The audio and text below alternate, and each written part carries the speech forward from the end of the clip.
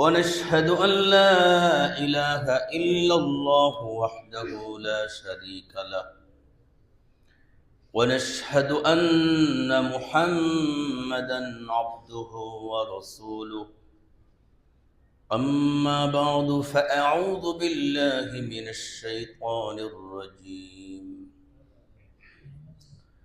بسم الله الرحمن الرحيم إذا السماء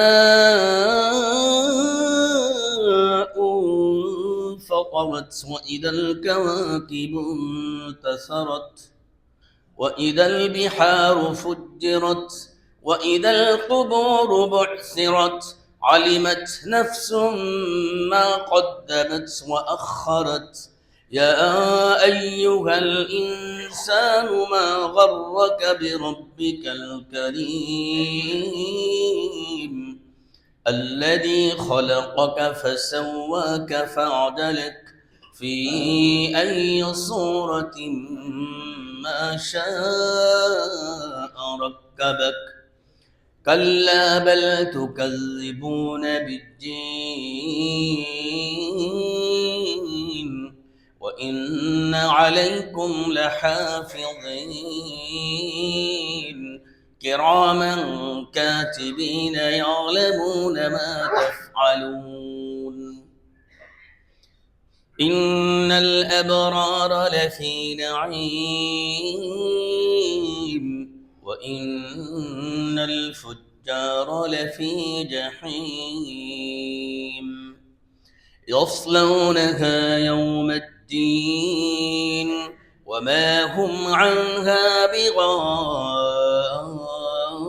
بغائبين وما أدراك ما يوم الدين ثم ما أدراك ما يوم الدين يوم لا تملك نفس لنفس شيئا والأمر يومئذ لله وقال النبي صلى الله عليه وسلم إذا اتخذ الفيء دولا والأمانة مغنما والزكاة مغرما وتعلم لغير الدين وأطاع الرجل امرأته وعق أمه وأدنى صديقه وأقصى أباه وظهرت الأصوات في المساجد صدق الله مولانا العظيم وصدق رسوله النبي الكريم ونحن على ذلك لمن الشاهدين والشاكرين والحمد لله رب العالمين اللهم صل على محمد وعلى آل محمد كما صليت على إبراهيم وعلى آل إبراهيم إنك حميد مجيد اللهم بارك على محمد وعلى آل محمد كما باركت على إبراهيم وعلى آل إبراهيم إنك حميد مجيد আলহামদুলিল্লাহ অত্যন্ত চমৎকার পরিবেশে আল্লাহ তাআলা আমাদেরকে বসার তৌফিক দান করলেন। পৃথিবীতে এর চেয়ে সুন্দর কোনো পরিবেশ হতে পারে না। এজন্য আল্লাহর দরবারে শুকর আদায় করি আলহামদুলিল্লাহ। তেলাওয়াত করলাম সূরাতুল ইনফিতার। ইনফাতারা ইয়ানফাতিরু ইনফিতারান অর্থ হলো ফেটে যাওয়া। এবং একখান হাদিস পড়লাম হযরতে আবু হুরায়রা রাদিয়াল্লাহু আনহু থেকে বর্ণিত। এই সূরাটা হলো একটি আন্তর্জাতিক বিপদের দিকে সংকেত। যে বিপদটা একই টাইমে বিশ্বব্যাপী সারা বিশ্বে একই টাইমে হবে।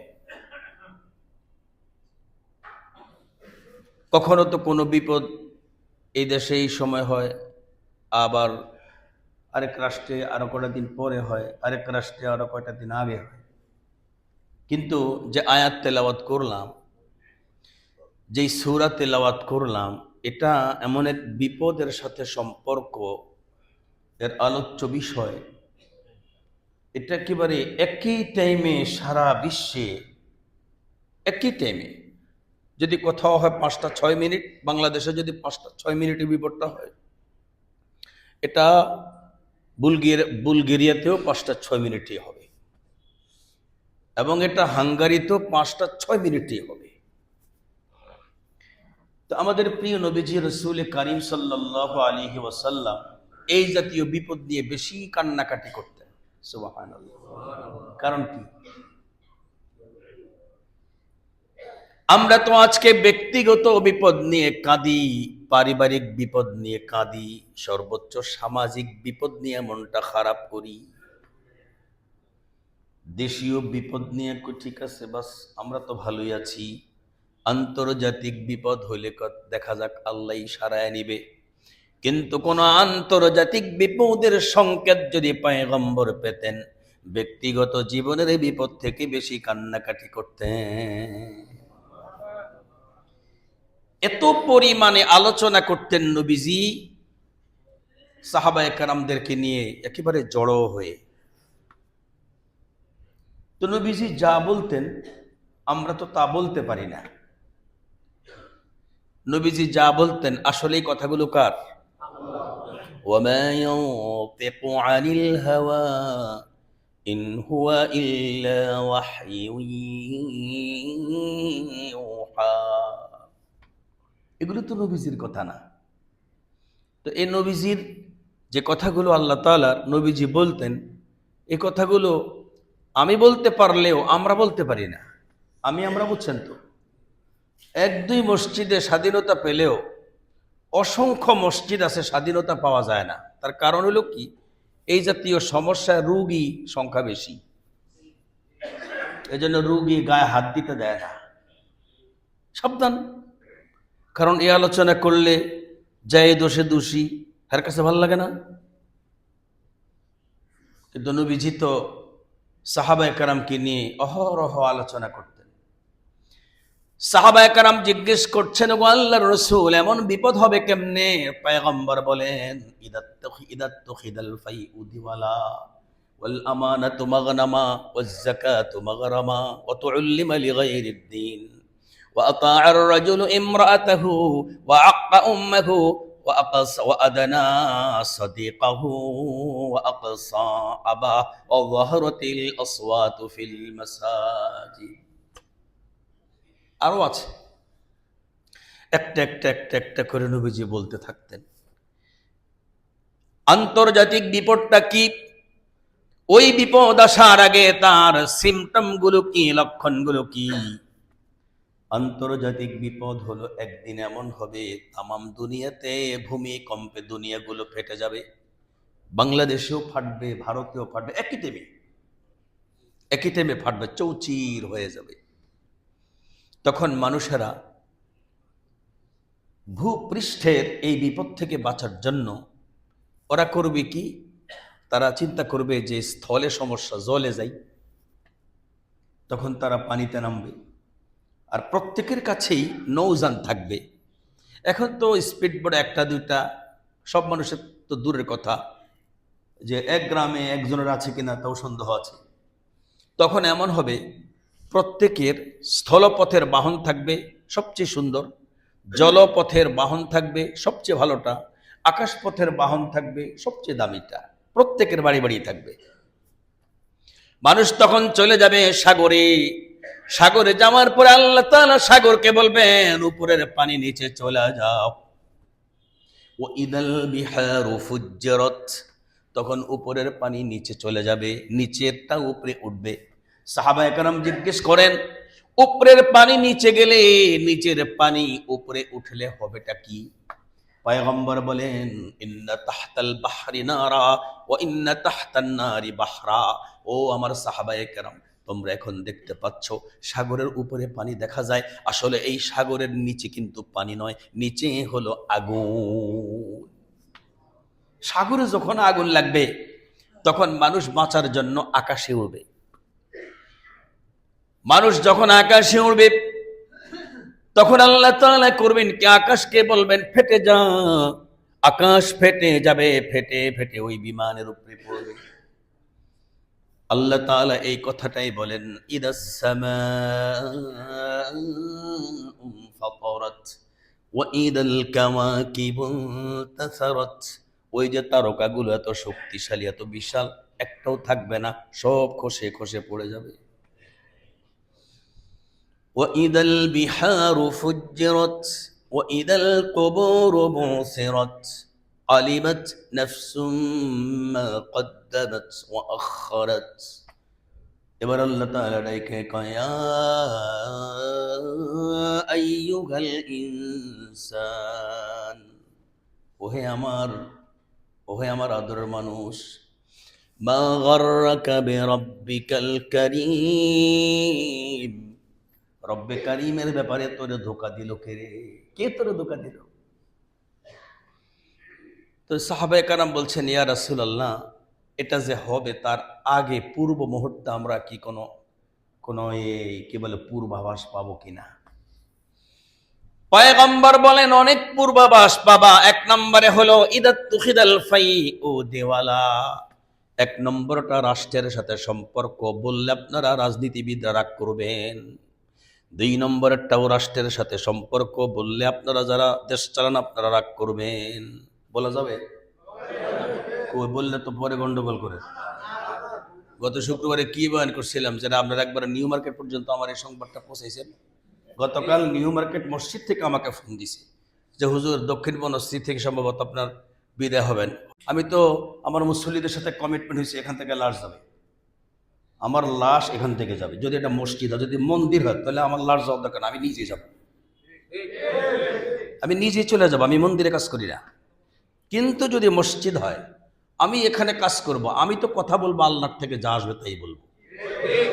আমি কি কোনো সময় কাউরে চিন্তা করে কথা বলছি? কেন আমি নিউ মার্কেট যেতে হবে আমার?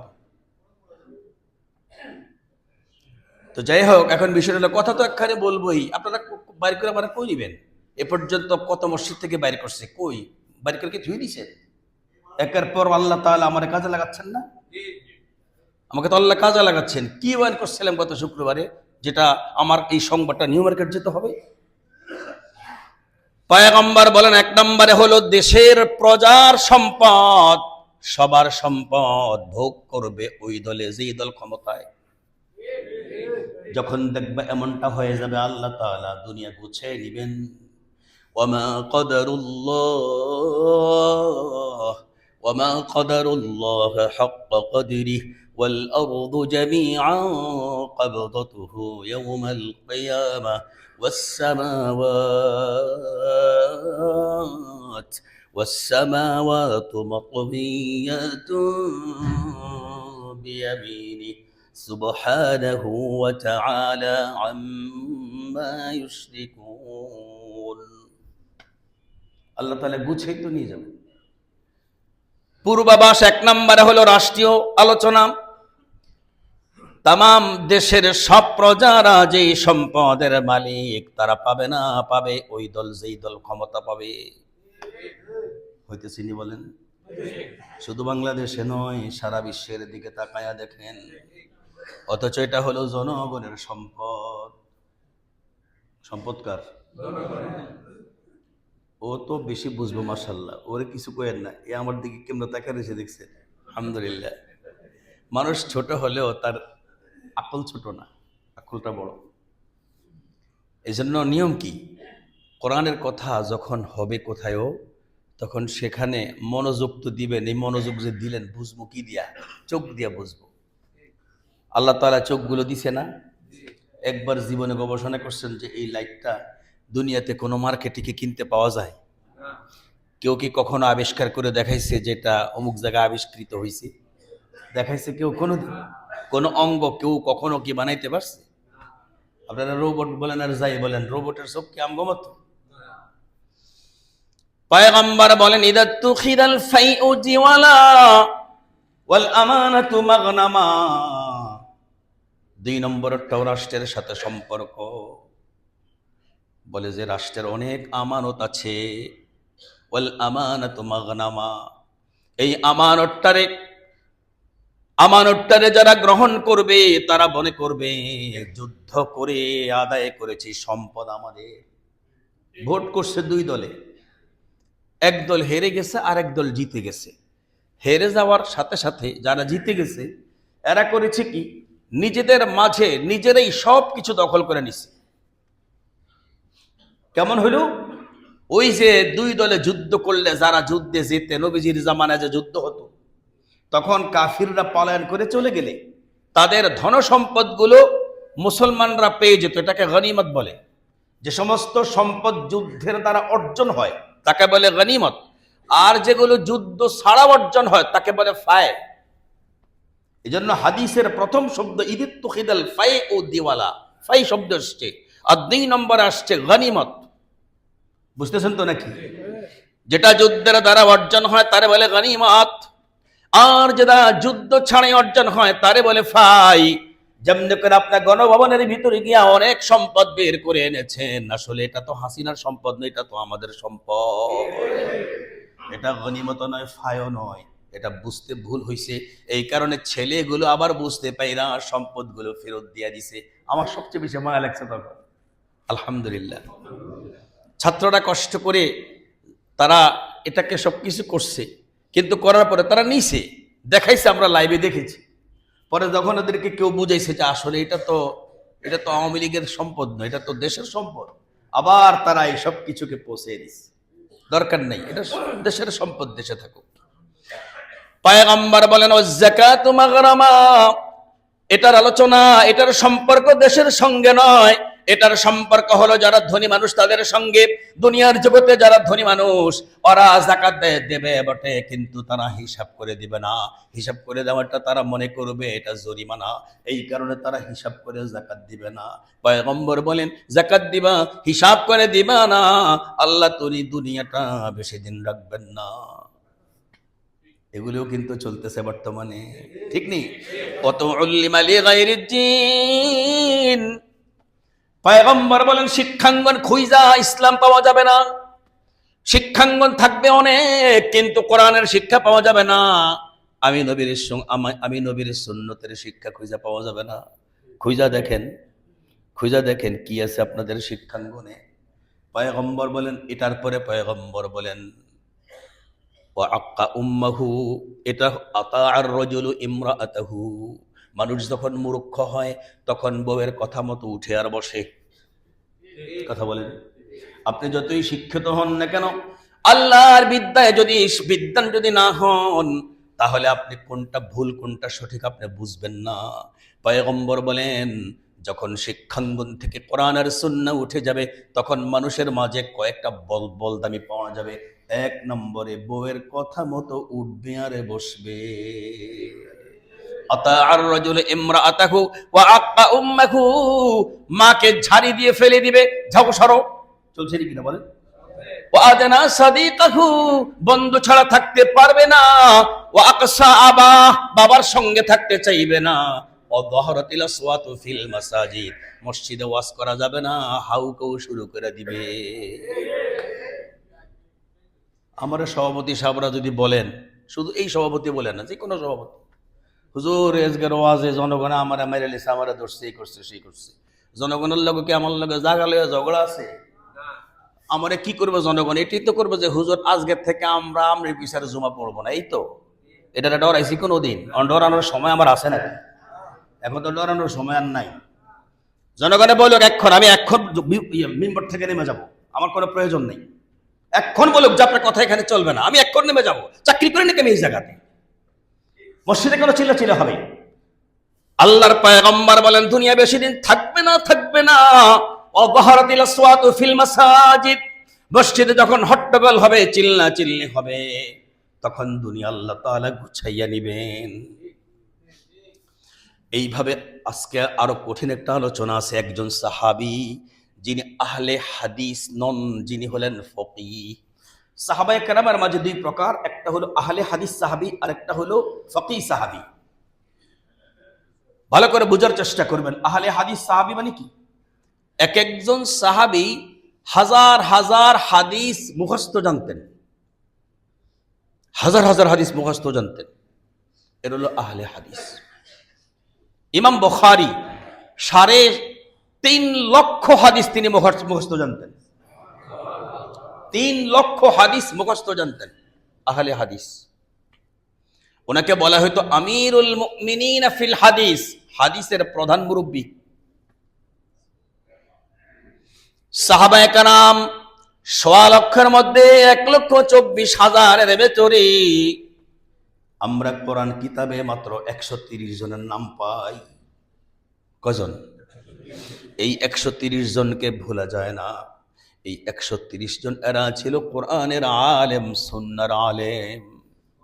সাহাবায়ে কেরাম সবাই তো কিন্তু সকলেই তো তারা কোরআন সুন্নাহ মোতাবেক চলতেন, কিন্তু পুঁথিতে বিদ্যায় ছিল 130 জন।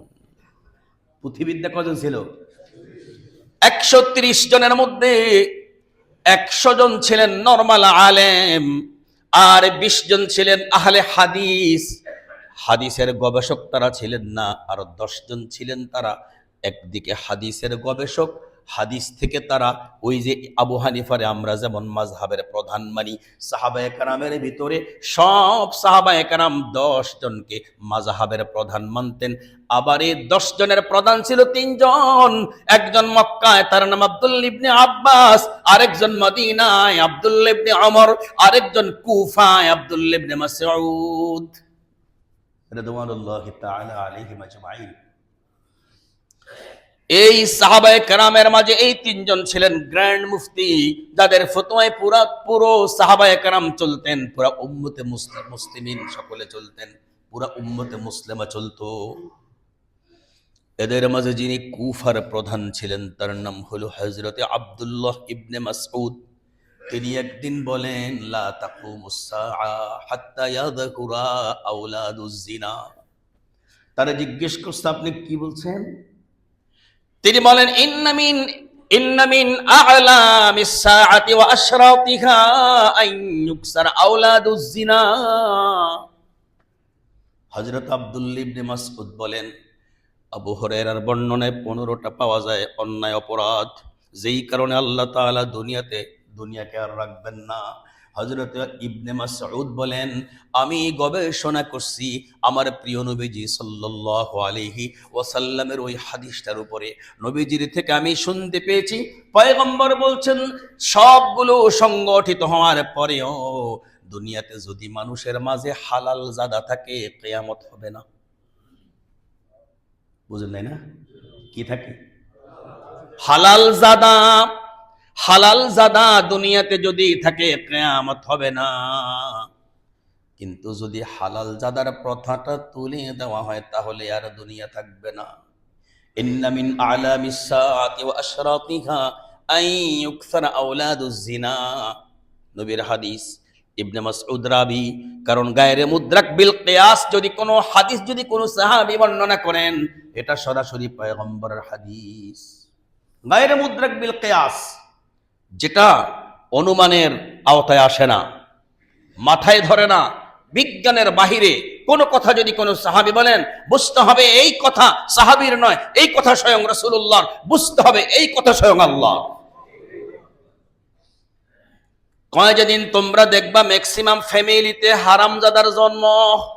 জাদা শব্দের অর্থ হলো জন্ম, এটা ফার্সি ভাষা। অর্থাৎ সন্তানদের মাঝে যেই অনেক ফ্যামিলি, ম্যাক্সিমাম ফ্যামিলিতে দেখা যাবে সন্তানরা অবৈধ সন্তান। এরকম হয়ে গেলে দুনিয়া আল্লাহ তাআলা রাখবেন না। যতদিন পর্যন্ত এমন না হবে, ততদিন আল্লাহ তাআলা দুনিয়া গোছাবেন না। আমি আজকে এই সবগুলো আলোচনা করতে গেলে হবে না, এই একটা কথা বুঝাবো। আমি আপনাদেরকে জিজ্ঞেস করি, আমাদেরকে আল্লাহ তাআলা হালাল সন্তান জন্ম দেওয়ার পন্থা দিয়েছেন কিনা? সেটা কি? বিবাহ। ঠিক তো? সেটা কি? বিবাহ। আল্লাহ তাআলা আর কোন সৃষ্টিকে কিন্তু বিবাহ দেন নাই। কারো আর বিবাহ আছে? শুধুই মাত্র মানুষের মাঝে বিবাহ হবে। এটা আল্লাহ তাআলা অনেক বড় নিয়ামত আমাদেরকে দান করেছেন। তার কারণ হলো এই দুনিয়া টেকানোর জন্য বিবাহের পন্থায়, বিবাহের পদ্ধতিতে যে সন্তানগুলোর জন্ম হবে, ওরা যতদিন দুনিয়ায় থাকবে অতদিন কিয়ামত হবে না। সুবহানাল্লাহ। তাহলে সবকিছু টিকানোর মধ্যে এটাও তো টিকানোর দরকার। এখন তো শয়তানের মাথা পুরা খারাপ। শয়তান চিন্তা করবে কোনো উপায়ে, যেই কোনো উপায়ে হারামজাদার জন্ম হয়ে যাক, হালাল জাদা যেন না হয়। এই কারণে শয়তানে করে কি, স্বামী স্ত্রীর মাঝে গন্ডগোল লাগাইয়া দেয়নি? গন্ডগোল লাগানোর পরে শয়তানের স্বামী স্ত্রীর মাঝে গন্ডগোল লাগায়, শয়তানে কাজী অফিসেও গন্ডগোল লাগায়নি?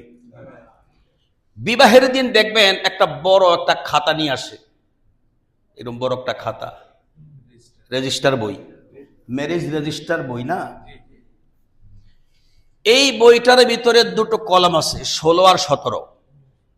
এই কলামের মধ্যে উল্লেখ আছে ছেলের কোনো অন্যায় থাকলে মেয়ে স্বেচ্ছায় তালাক গ্রহণ করিতে পারিবে। তখন ছেলে সিগনেচার দিয়ে দেয়, তখন মেয়ে করে কি 3 তালাক নিয়ে নেয়। কথা নাই? যারা বিবাহ করেছেন তারাও শুনুন, যারা করেন নাই তারাও শুনুন। এর মধ্যে আমি যদি এখন বলি ভাই স্ত্রীকে তালাকের পাওয়ার কে কে দিয়েছেন, অনেকে হাত তুলবেন, আমি দেই নাই। আমাকে যখন বলছে সিগনেচার করেন, আমি জিজ্ঞেস করছি মোহর কে দিবে, কয় আপনি দিবেন। মোহর আমি দিব কেন? হ্যাঁ, কাজী কইতে পারে না, কারণ কাজীরা ম্যাক্সিমাম মূর্খ।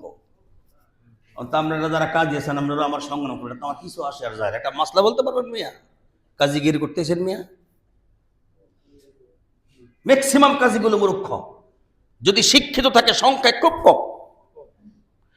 আমি কাজী সাহেবরে জিজ্ঞেস করলাম, ভাই আপনি আমার কাছ থেকে যে পাওয়ারটা দিবেন, কয় তালাকের পাওয়ার দিবেন? কয় 3 তালাক এবং 22 তালাক। আমি বললাম কেন?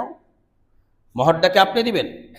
যদি আমার বউরে যদি আপনি তালাক গ্রহণের পাওয়ার দেন, তাহলে মোহর কিন্তু আমি দিব না, মোহর আপনি দিবেন। আরে বেটা, আমি মোহর দিব কেন? এই 3টা তালাকের জন্যই তো। আমি যেন এই টাকা দিয়ে এই 3টা তালাক কিনলাম। বিবাহ মানি, কথা বলেন, বিবাহ মানি হলো আমি যতক্ষণ পর্যন্ত 3 বার তালাক না বলবো অতক্ষণ সে আমার বউ। কি বুঝতেছেন আপনারা? তাহলে আমার মোহরে আমাকে একটা নারীর উপরে 3 তালাকের মালিক বানিয়ে দিছে। এখন যদি তুমি ম্যারেজ রেজিস্টারে যদি আমার কাছ থেকে, কাজী সাহেব যদি আমার কাছ থেকে আমার বউয়ের জন্য ভিক্ষা চাইতে এত দয়াগিরি দেখাও, তাহলে তুমি 3টা চাইবে কেন? আমার তো পুঁজি 3টা। আপনার পকেটে 1 লক্ষ টাকা আছে, আমি যদি বলি ভাই মসজিদের টাকা দেন, মাদ্রাসা টাকা দেন, আল্লাহর রাস্তার টাকা দেন, ফকিরে দেন, আপনি কি 1 লক্ষ টাকা সব দিয়ে ভিক্ষুক হয়ে দাঁড়িয়ে থাকবেন? কোরআনে কি তার অধিকার, এই অনুমতি আছে? আল্লাহ তো নিষেধ করেছেন। কোরআনে বনী ইসরাঈল আছে যে তোমরা এমন ভাবে দান করো না যে তোমাদের রিক্ত হস্ত নিয়ে তোমরা গুছিয়ে থাকবা, এটা তো নিষেধ। তাহলে আপনি 3 তালাক সবটা কেন দিয়ে দিবেন? আমি জিজ্ঞেস করছি আমি 3 তালাক কেন বউরে সব দিব? তাহলে আমি আর কি করলাম? বিবাহ করে আমার লাভটা হলো কি? তাহলে আপনি কয় তালাকের মালিক বানাবেন? আমি বললাম 1 তালাকের মালিক বানাবো। এবার আমি আপনাদেরকে জিজ্ঞেস করি, বউরে 1 তালাকের মালিক বানানোর পরে বউ 1 তালাক গ্রহণ করে সে যদি নিজের গুছিয়ে নিয়ে নেয়, তালাক হয়ে যাবে না? কেন না? ও যদি আমাকে আর সময় না দেয়, আমার সাথে আর সুযোগ না দেয়, স্পর্শ করতে না দেয়, অটোমেটিক তালাকে বায়ান পড়ে যাবে। এগুলো তো জানতে হবে। এজন্য এলেম অর্জন করে আমল করতে হয়। এই তোমরা যারা বিয়ে করো নাই, আগে বিবাহের এলেম পড়বা, তারপরে বিয়ে করবা। সাবধান, মূর্খের মতো বউ যা কয় তাই শুনো, কদিন পরে বউ কানো ধরে উঠবো, তো কানো ধরে উঠবো। কি বুঝতেছেন আপনারা? তাহলে আপনারা বউকে কয় তালাকের মালিক বানাইতে হয়? শুধু 1 তালাক। বউকে আপনি বিবাহটা ভাঙতে চাইলে যেমনি করে 3টা তালাক দিয়ে ভাঙতে পারবেন। দেখেন আমাদের, আমি আরেকটা কথা বলি, অনেক মসজিদে লেখা আছে হুজুর তালাক সংক্রান্ত আলোচনা করা যাবে না, অথচ কোরআনে কারিমের ভিতরে তালাকের একটা সূরাই আছে। আমরা এগুলো আলোচনা না করতে না করতে আপনারা এখন সংসারের মধ্যে তালাক দিয়ে বসে নিছেন। আলোচনা করার দরকার আছে না নাই? করবো কিনা হাত উঁচু করে দেখান। নামান, হাত নামান। কাগজে লেখা রাখেন মিয়া তালাকের সংক্রান্ত আলোচনা করা যাবে না। বাবার মূল্য পাইছেন না? ম্যাক্সিমাম মসজিদগুলোতে কয়েক তালাক সম্পর্কে কোনো আলোচনা করবে না, কারণ তার নিজের ঘরে বউর সমস্যা আছে, নিজে বসে রয়েছে যে, এজন্য আলোচনা করতে দেয় না। আল্লাহ তাআলা সূরার কোরআনে কারীমের মধ্যে একটা সূরা দিয়েছেন, সূরাতুত তালাক। আপনি যদি বলেন তালাক সংক্রান্ত আলোচনা করা যাবে না, তাহলে আপনি 114 সূরা মানলেন না, 113টা মানলেন, একটা সূরা আপনি ফালাই দিলেন। আপনি ঈমান আছে? মসজিদের কমিটি আপনি হইতে যাচ্ছেন, আপনি জানেনই না আপনার বিদ্যা নাই। আপনি বিয়ে করতে যাচ্ছেন, আপনার বিদ্যাই নেই, কি বিয়ে করবেন আপনি? আসুন এবার আমি আলোচনা করি, বউকে বিচ্ছেদ করার জন্য কয় তালাক দিতে হয়? কে বলছে আপনারে? এক তালাক দিলেও বিচ্ছেদ সম্ভব। এক তালাক দিলেও কি? আপনি আজকে এক তালাক দিয়ে এই মহিলারে 3 মাস ফালায় রাখেন, অটোমেটিক তালাক বায়ান হয়ে যাবে, বাস শেষ। আবার যদি আপনি চিন্তা করেন যে আমি ওকে হিল্লা ছাড়া, আমরা তো হিল্লা কোন, আসলে শব্দ হিল্লা নয়, শব্দ হলো হালালা। আমি হিল্লে বলে তো আপনাকে বুঝতে সহজ হবে যে আমরা হিল্লা ছাড়া তারে আবার নিব, দরকার কোনো হিল্লার দরকার নাই। নতুন করে বিয়ে পড়াবেন, বউ নিয়ে নিবেন, আলহামদুলিল্লাহ। শয়তানে আপনাদেরকে দিয়ে 3 তালাক দেওয়ায়, শয়তানে কাজিরে দিয়ে 3 তালাক লেখায়। কেন 3 তালাক লিখবেন? লিখবেন না 3 তালাক। 3 তালাককে আবগাজুল মুবাহাত বলা হয়েছে, এটাকে গুনাহ বলা হয়েছে। এর মধ্যে বর্তমানে কিছু কিছু মৌলবী সাহেবরা জনগণের কাছে বলে কি জানেন? কয় 3 তালাক দেওয়া তো হারাম, এই জন্য হারাম জিনিস পড়ে না। 3 তালাক দেওয়া নাকি হারাম, আর কোন ব্যক্তি 3 তালাক দিলে 3 তালাক পড়ে না, যেহেতু এটা জায়েজে নাই। আমি আপনাকে জিজ্ঞেস করি, কেউ যদি কখনো বিষ খায়, বিষ খাওয়া হারাম না হালাল? তো বিষ হারাম জিনিস খাইলে মানুষ মরেনি, মরে কা? বিষ খায়, হারাম বিষ খাইলে যদি মানুষ মরে, তাহলে 3 তালাক হারাম দিলে কি তালাক পড়বে না? কথা কেন? বরঞ্চ 1 তালাক হলো একটা বেত্রাঘাত, 2 তালাক হলো 2টা ছুরির বাড়ি, আর 3 তালাক হলো ছুরি দিয়া গলা আলাদা করে ফেলা। 3 তালাক দিয়ে আমাদের কাছে আপনি যদি আসেন, তাহলে কি করলেন? মানুষ 2 টুকরা করার পরে আসতেছেন সরি। 2 টুকরা করার পরে সরি বললে কি মাপ পাবে, নাকি তারে ফাঁসি দেওয়া লাগবে?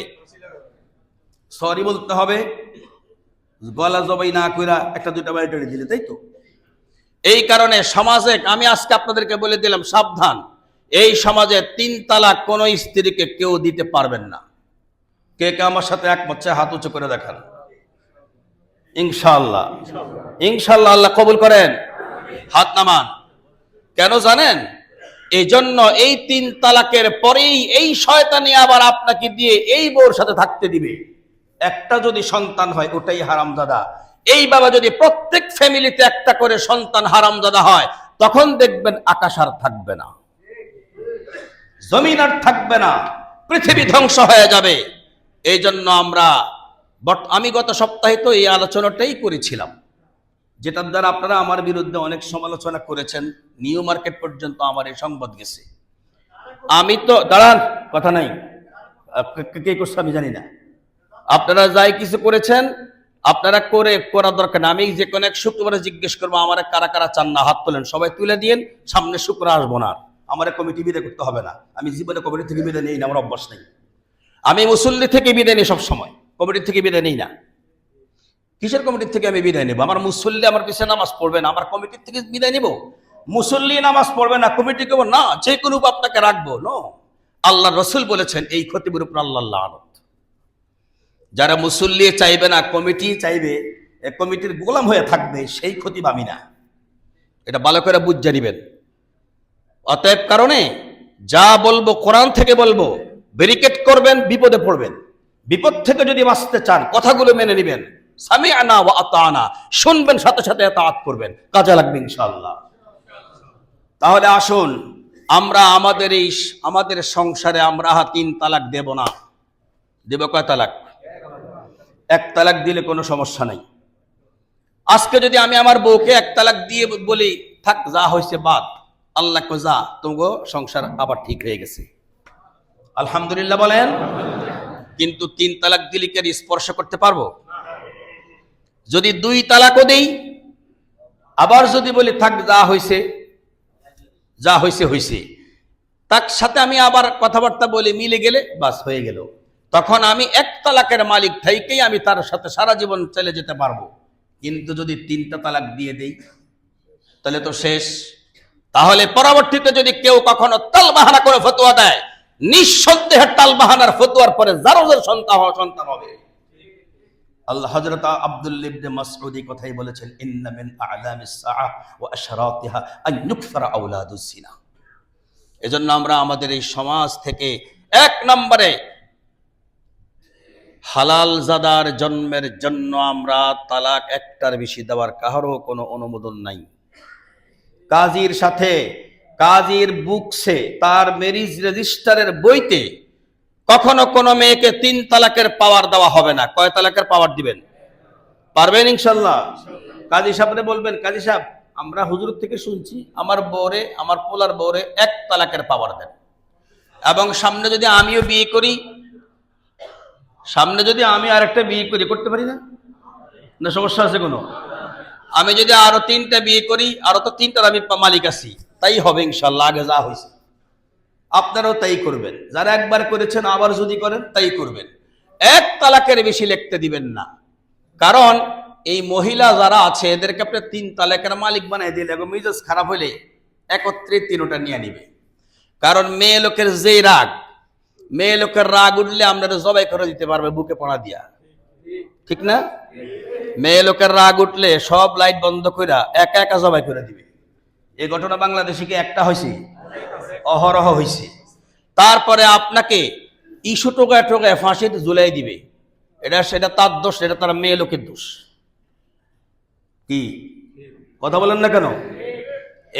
এই কারণে নারীকে এত পাওয়ার দেওয়া যাবে না। 1টা তালাকের মালিক দিবেন।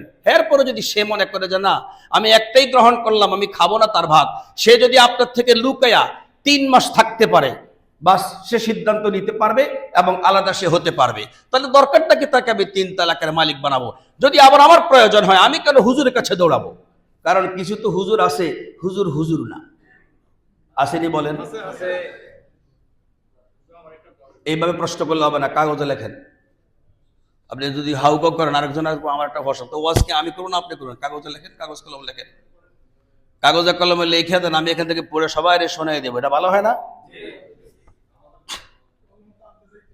আসুন, আচ্ছা তাহলে আসুন, এখন আসুন এই তালাকের এই পদ্ধতিগুলোতে আমরা চলবো। আর বিবাহের মধ্যে শান্তির জন্য আমরা 4টা আমল করব। কটা আমল? 1 নম্বরে আমল হলো পরিবার নীতিতে শান্তির জন্য, সাববেজির সম্পর্ক দূর করার জন্য আল্লাহর পয়গম্বর বলছেন আকসিরুস আফসুস সালাম।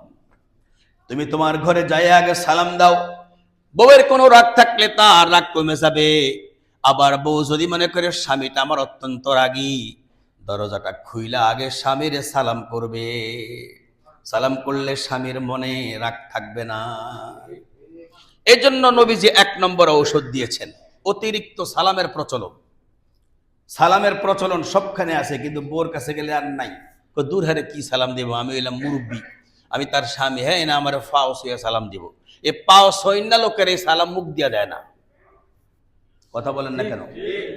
আমার মনে আছে ছোটবেলা একবার আমি পরীক্ষা দিতে যাব, তখন আমি ক্লাস 5 বৃত্তি দেব।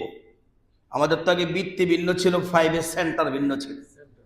সেন্টার পরীক্ষা, বৃত্তি পরীক্ষা 2টা আলাদা ছিল। এখন কেমনে কেমনে জানি একটাতে 2টা রেজাল্ট ঘোষণা হয়ে যায়।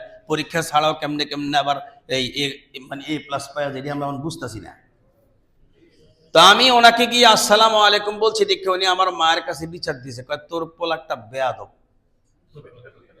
পরীক্ষা দিতে যাইব আমার সে কদম বুসি করলো না। আমার মায় কর ঠিক আছে সাইজ করবো, বাড়িতে আল্লাহ আমার পরীক্ষা দিয়েছি 2 গালে খালি তারপর বেয়াদবি করছে। আমি যত থেকে আম্মা কি একটু বলেন। তো পরে জানতে পারলাম যে কেন ওনারা পাও ধরে আমি সালাম করলাম না। আচ্ছা আপনারা বলেন তো দেখি, পাও ধরে কদম বুসি করলে কোনো সওয়াব আসেনি? কি আছে? এটা আছে হলো ওই যে আমাদের অনেক আগের পূর্ববর্তীরা হিন্দু ছিল, সেই বাপ দাদা একটা রীতি আছে না, হিন্দু ধর্মের সেই রেওয়াজটার অনুপাতে এখনো অনেকে এটা চায় যে একটু পাটায় ধরুক। পা ধরার চাইতে অন্যায় না করা ভালো।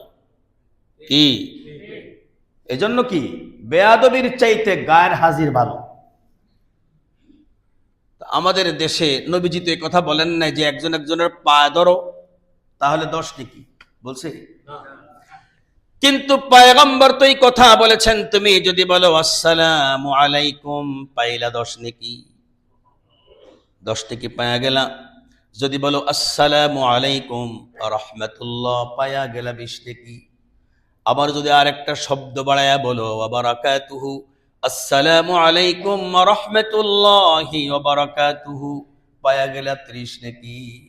নেকিতে নেকি পাইলাম, সংসারে সুখ আসলো। কি এর 1 নম্বর ঔষধ। 2 নম্বর ঔষধ হলো পয়গম্বর বলছেন ওয়া আতঈমুত তাআম। এখানে দোনো পক্ষকে বলছে, স্বামীকেও বলছে, স্ত্রীকেও বলছে। স্বামী বাজার করে আনার পরে তুমি স্ত্রী যদি তোমার ফ্যামিলির লোকদের যদি ভালোবাসা থাকো তাহলে ওদের চাইতে বেশি খাওয়াও জামাইয়ের বা পক্ষের লোকজনের।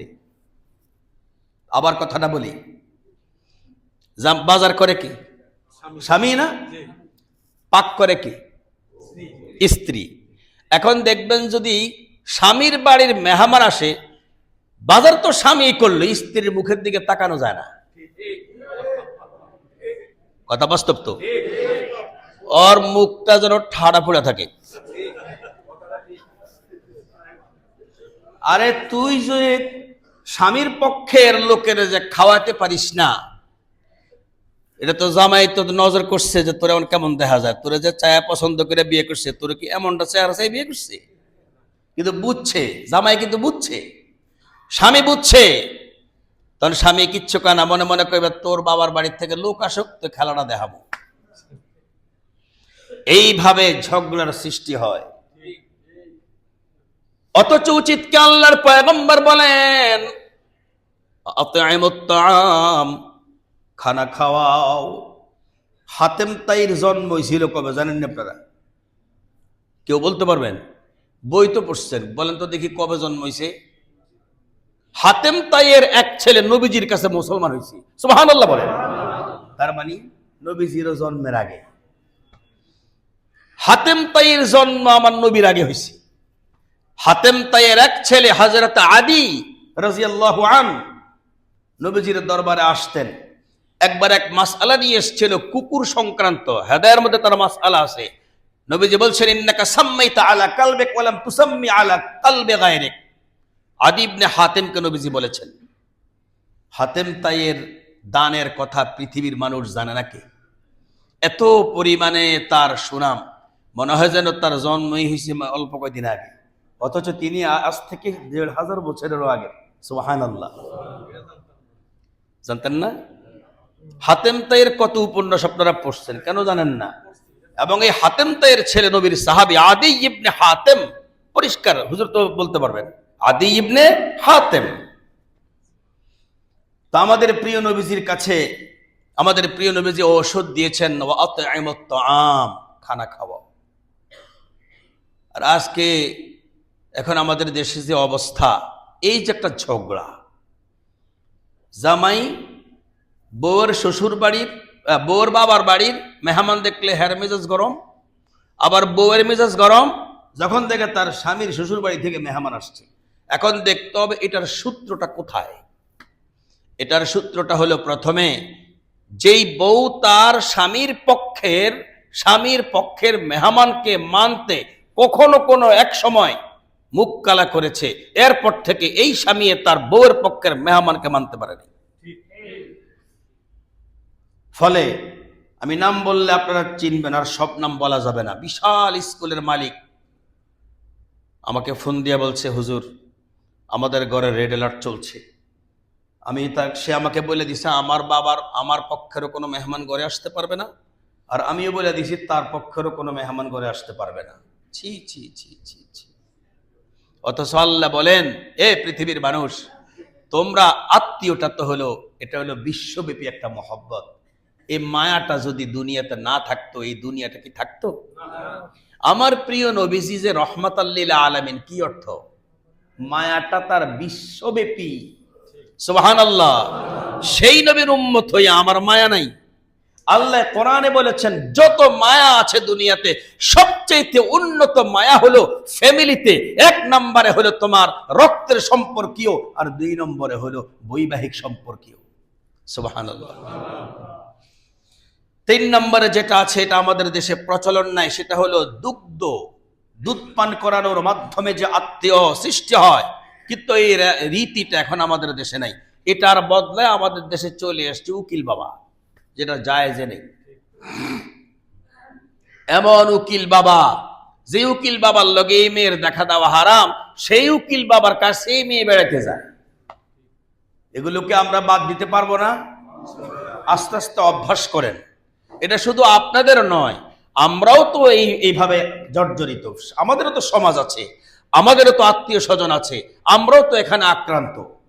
এ কারণে আমাদেরকে সংসারের সুখের জন্য 2 নম্বর যে আমলটা করতে হবে, সেটা হলো বউ 1 নম্বরে তার বাবার বাড়ির লোকদেরকে, এই স্বামীর কাছে বাজার তো তার হাতে, টাকা তো তার হাতে, এর কাছ থেকে যদি আতিথেয়তা যদি গ্রহণ করতে চায়, তাহলে তার নিজের বাবার বাড়ির লোকের চাইতে স্বামীর পক্ষের লোককে বেশি মহব্বত করতে হবে। আশা মাত্র কেব ইলিশ মাছ নামাই, গরুর গোস নামাই, খাসির গোস নামাই, তো জামাই কেব কি ব্যাপার আজকে এত বেশি বেশি করে কইতে আছে। এইভাবেই সংসার সুন্দর হয়। পারবো তো ইনশাআল্লাহ। তো আমরা সময় তো শেষ, আমাদের শো একটা যেহেতু জামাত, আমরা আজকের যে আলোচনাটা করলাম, এই আলোচনা হলো সমাজের সুখের জন্য বিবাহের কোনো বিকল্প নাই। পৃথিবীতে যতদিন পর্যন্ত বিবাহের বিরুদ্ধে কোনো ষড়যন্ত্রকারী নামবে, আমি যেটা গত সপ্তাহে বলেছিলাম, এই ষড়যন্ত্রকারীকে আমরা কখনো গ্রহণ করতে পারবো না। দেখছেন ঠিক কোয়ার সংখ্যা দেখছেন? এর থেকেই তো বুঝি আমারে কারা কারা গন্ডগোল করে পরে বিচারটা দেয়। এই জন্য এই মানুষগুলোকে কখনো আমরা মানব না। আমাদেরকে দেখতে হবে আমাদের এই সমাজে, আমি গত শুক্রবারে সূরা নূরের 19 নং আয়াতের তাফসীর করেছিলাম, যে কি কোন পন্থায় আমাদের এই সমাজ থেকে বিবাহ বন্ধনকে তুলে দেওয়ার ষড়যন্ত্র চলছে, এটাকে আমরা কখনো দেব না। বরঞ্চ আমরা মনে করব যে আমাদেরকে আল্লাহ তাআলা এই নিয়ামতটাই শুধু স্বতন্ত্র দিয়েছেন, এটার অন্য কোনো সৃষ্টিকে আল্লাহ তাআলা দেন নাই। আর আমাদের এটার মাধ্যমে আমাদের সন্তানরা হালালভাবে জন্ম হবে, এবং এই সন্তানদের যতদিন এই পন্থাটা থাকবে ততদিন পর্যন্ত পৃথিবী ধ্বংস হবে না। চাই আমরা পৃথিবী থাকুক। তা আমাদের প্রিয় নবীজি যেমন ক্রন্দন করেছে, আমরাও আমাদের সমাজে এই সমস্ত আলোচনাগুলো করে যাব। আর বিবাহের ক্ষেত্রে খুব সাবধান হব, এবং এই বিবাহের পরে স্ত্রীর সাথে আমার সম্পর্কটা কেমন হবে, আমার ভালোবাসাটা কেমন হবে, স্ত্রীর ভালোবাসাটা কেমন হবে, উভয়ের সাথে আমাদের কি করে সম্পর্কটা টিকতে পারে, এজন্য সবচাইতে বেশি চিন্তা করতে হবে স্বামীকে। নবীজি বলেছেন এই 2 জায়গায় যখন দেখবা যে মিল মিশ নাই, তখন আমি নবী স্ত্রীকে দায়িত্ব দেই না যে তুমি সমাধান করো, বরঞ্চ নবীজি কয় না, স্বামী তোমার তো বুঝ আছে, আমি তোমাকে দিলাম ইস্তাউসু বিন নিসাই খায়রা, তুমি এটার সমাধানের পথটা হাতে নাও। কেন আমি তোমাকে দিলাম? এজন্যই দিলাম, কারণ হলো কি জানো, মেয়ে লোক একটু তোমার ওই যে পাঁজর হাড়টা যেরকম বাঁকা, আমি নবী বলতেছি ফা ইন্না আওয়াজাল কি তো শব্দ ভুলে গেছি, যে নারী কেমন বক্র, যে তুমি তোমাদের ভিতরে যেমন করে পাঁচর হাড়টা বাঁকা,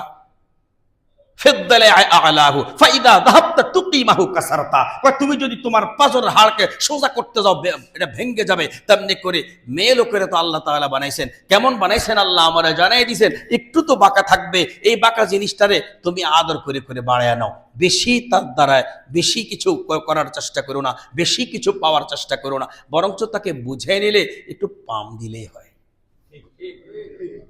আল্লাহ তাআলা আমাদেরকে তৌফিক দান করেন। ওয়া আখিরু দাওয়ানা আলহামদুলিল্লাহি রাব্বিল আলামিন।